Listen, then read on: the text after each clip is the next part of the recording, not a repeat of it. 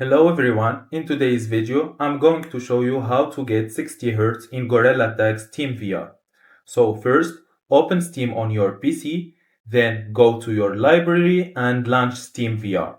Once SteamVR is running, click on the settings button on the top left corner here.